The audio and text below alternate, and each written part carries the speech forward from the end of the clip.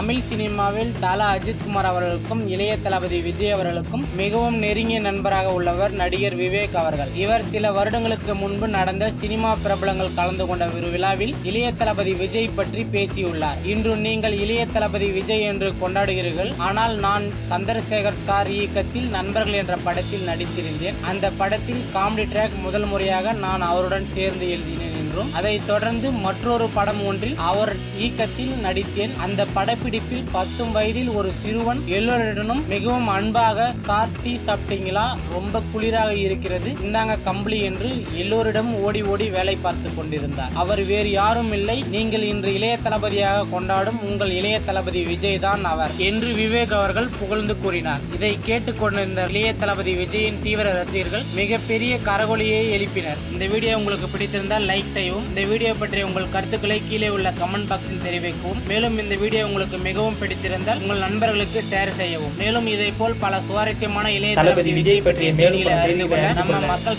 தளபதி விஜய் சேனலை சப்ஸ்கிரைப் செய்யுங்கள். நன்றி, வணக்கம்.